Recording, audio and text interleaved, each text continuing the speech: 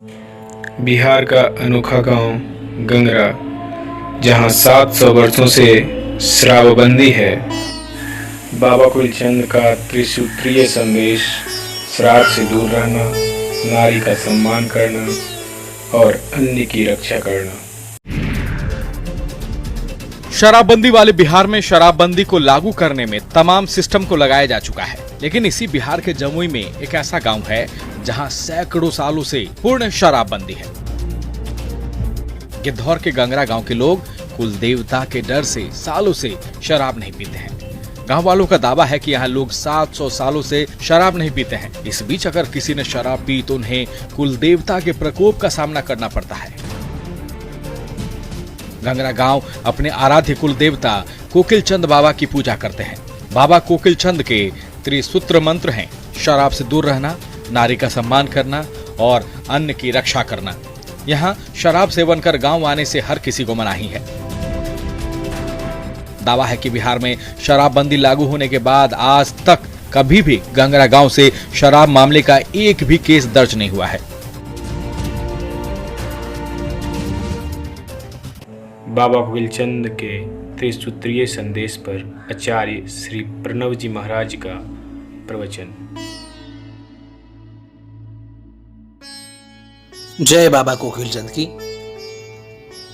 मनुष्य जीवन का वास्तविक लक्ष्य परमानंद, परम शांति, परम सुख, समाधान प्राप्त करना हो तो उसका अमोघ उपाय है कि तत्वदर्शी महात्माओं द्वारा उपदिष्ट ज्ञान का स्वीकार हमारे जीवन में किया जाए।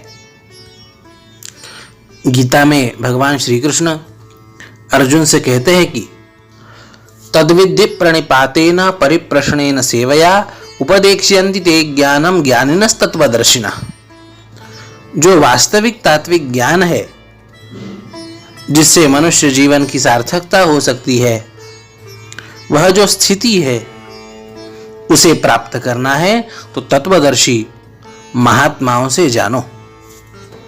अध्यात्म रामायण में भी शबरी माता को भक्ति का उपदेश करते हुए प्रभु श्री रामचंद्र कहते हैं कि कल्याण का सबसे पहला साधन यदि कुछ है तो वो है सत्संगति। सताम संगतिरेवात्र साधनम प्रथमम स्मृतम। इसलिए तत्वदर्शी संतों की संगति एवं उनके उपदेशों को अपने जीवन में लाना, उतारना, यही हमारे परम कल्याण का सर्वश्रेष्ठ साधन है। और हम सबका बहुत बड़ा सौभाग्य है कि बाबा कोकिलचंद जी महाराज, इनके जैसे सिद्ध, श्रोत्रिय, ब्रह्मनिष्ठ, तत्वदर्शी, दूरदर्शी महापुरुष हमें प्राप्त है। और उन महापुरुष, उन महात्मा के द्वारा हमें कुछ उपदेश भी दिया गया है। हमें जीवन के कुछ अमूल्य सूत्र भी प्रदान किए गए हैं। उन सूत्रों पे चल के आज भी हम बाबा कोकिलचंद जी महाराज, इनकी कृपा का अनुभव आज भी कर सकते हैं। संत महापुरुषों का अस्तित्व केवल उनके देह तक सीमित नहीं रहता, अपितु देह से परे भी होता है। सदेह रूप से भले ही वह महात्मा हमारे बीच न हो, पर भी सूक्ष्म रूप से, इतना ही नहीं अपितु व्यापक रूप से उनकी शक्ति, उनका अस्तित्व हम सब के बीच में फैला हुआ होता है। इसलिए जब हम उन महापुरुषों के आज्ञा के अनुसार चलते हैं, तब निश्चित ही उन महात्माओं के प्रत्यक्ष कृपा का अनुभव आज भी हम कर सकते हैं।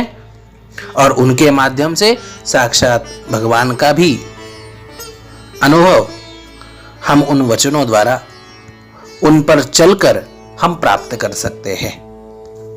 वह कौन से सूत्र है जो बाबा के द्वारा हमें प्रदान किए गए हैं और जिससे हम परम कल्याण को प्राप्त हो सकते हैं? वह सूत्र है नशा मुक्ति, नारी सम्मान एवं अन्न रक्षा। बहुत गहन विचार किया जा सकता है इन सब सूत्रों पे। सबसे पहला और आवश्यक सूत्र है नशा मुक्ति। हमारे शास्त्रों में कहा गया, उपनिषद इत्यादियों में कहा गया कि जीवन को सात्विक बनाना है तो आहार को सात्विक रखा जाए। आहार शुद्धौ सत्वशुद्धि, सत्वशुद्धौ ध्रुवा स्मृति, ऐसा हमारे उपनिषदकार कहते हैं। आहार की शुद्धि हो तभी जाके मनुष्य का मन बुद्धि चित्त ठीक से रह सकता है। प्रत्यक्ष प्रमाण है, कोई व्यक्ति अपने परिवार वालों से बड़ा प्रेम करता हो और वह भी यदि नशा करके आ जाए, शराब इत्यादि कुछ पी के आ जाए, तो वह अपने घर वालों से लड़ाई करता है। क्या हो गया जी? उसकी बुद्धि मारी गई उस गलत नशा करने से। इसलिए बड़ा महत्वपूर्ण सिद्धांत हमारे शास्त्रों ने कहा कि चित्ते भ्रांतिर जायते मद्यपानात्। मद्यपान इत्यादि नशा करने से चित्त भ्रांत हो जाता है, बुद्धि विपरीत हो जाती है। और बुद्धि विपरीत होना यही तो विनाश का लक्षण है। विनाश काले विपरीत बुद्धि। मनुष्य का जब विनाश काल निकट होता है तो उसकी बुद्धि पलट जाती है, और बुद्धि पलटा देने वाला यह शराब इत्यादियों का नशा होने के कारण यह नशा, यह विनाश का द्वार है। इसलिए इससे अति दूर रहना चाहिए। और हमारे शास्त्रकार इसी पे बहुत जोर देते हैं कि हमारी बुद्धि सत प्रेरित रहे। वेद शास्त्र इत्यादियों में सर्वोच्च सैद्धांतिक मंत्र कहा जाने वाला गायत्री मंत्र, उसमें भी यही मांग भगवान से की गई कि धियो यो न प्रचोदयात। हे भगवान, हमारी बुद्धि सत प्रेरणा को प्राप्त हो, हमारे बुद्धि को सत प्रेरणा प्राप्त होती रहे। और यह काम सात्विकता का सेवन करने से हो सकता है, सात्विकता का अंगीकार करने से हो सकता है। और सात्विकता से विरुद्ध यदि कुछ है तो वो तमस है, तमोगुण है। और नशा यह तमोगुण का मूर्तिमान स्वरूप है।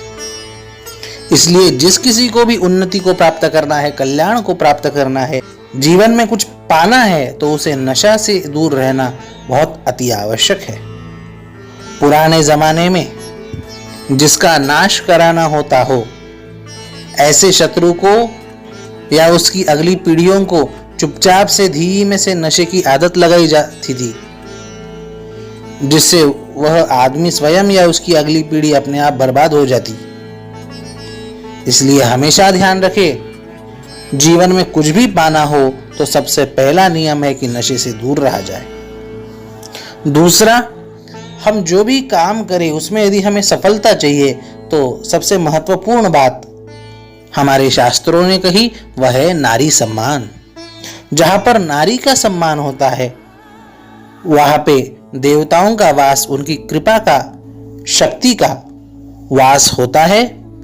और जहां पे नारी का सम्मान नहीं, वहां पे किया गया हर प्रयास विफल रहता है, हर शुभ कर्म पुण्य कर्म भी विफल रहता है, ऐसा हमारे शास्त्रकार कहते हैं। मनुस्मृति में तो बहुत सुंदर बात कही है महाराज, यत्र नार्यस्तु पूज्यन्ते रमन्ते तत्र देवता, यत्रैतास्तु न पूज्यन्ते सर्वास्तत्र फलाः क्रियाः। जहाँ नारी का सम्मान होता है देव शक्ति वहीं पे रमती है, और जहाँ नारी का सम्मान नहीं होता वहाँ सब अच्छे कर्म भी विफल जाते हैं। इसलिए नारी सम्मान यह जीवन में बहुत आवश्यक सूत्र है। प्रसिद्ध उक्ति है कि हर सफल पुरुष के पीछे किसी न किसी नारी का हाथ होता है। वह नारी कोई सामान्य शक्ति नहीं, अपितु साक्षात श्री परमेश्वरी शक्ति का स्वरूप, प्रतीक नारी के रूप में हम सबके सामने होता है, जो कि सबको शक्ति प्रदान करती है। हर कार्य में, जीवन में, हर परिस्थिति में शक्ति प्रदान करने वाली वह नारी स्वयं शक्ति रूप होती है। इसलिए उसका आदर जीवन में उन्नति प्राप्त करने के लिए अनिवार्य है। अब तीसरा और अधिक मूलभूत सिद्धांत जिसके माध्यम से हमारा मनुष्य शरीर धारित होता है, उस अन्न की रक्षा। अन्न यह साक्षात जीवन देने वाला, जीवन वर्धित करने वाला अति आवश्यक मूलभूत तत्व है। इसलिए हमारे वेदादि शास्त्रों ने कहा अन्नम वै ब्रह्म, या अन्नम ब्रह्मेति व्यजानात। अन्न यह साक्षात ब्रह्म है, इसलिए उसकी रक्षा, उसका आदर बहुत आवश्यक है। आज भी अपने इस आधुनिक भारत में भी कितने ही ऐसे लोग हैं, कितने ही ऐसे परिवार हैं कि अन्न के अभाव में वह बेचारे भूखे सोते हैं और अन्न की लाचारी के कारण वह चाहे जिस निचले स्तर तक उतर जाते हैं। सोचिए, यदि हमारा अन्न यदि उन गरीब लोग, सुपात्र लोगों तक पहुंचे तो हमें कितना पुण्य प्राप्त होगा, कितने आशीर्वाद प्राप्त होंगे उनके। इसलिए अन्न की रक्षा यह बहुत आवश्यक है। और यह सिद्धांत, यह उपदेश, यह त्रिसूत्री हम मानते हैं कि केवल बाबा कोकिल चंद विचार मंच या अपने गंगरा गांव तक ही सीमित नहीं रहे, अपितु संपूर्ण देश, संपूर्ण विश्व इस त्रिसूत्री से लाभान्वित हो सकता है। यदि इसका आचरण किया जाए दुनिया के किसी कोने में, तो भी वहां सुख, समृद्धि, खुशहाली, शांति, समाधान, इन सब मूल्यों की प्रतिष्ठा होगी। इसलिए बाबा कोकिल चंद द्वारा दिए गए यह सूत्र संपूर्ण विश्व के कल्याण के लिए है। आप सब उसका आचरण करें, अधिक से अधिक प्रचार प्रसार करें और कल्याण को प्राप्त हो। हरिओम।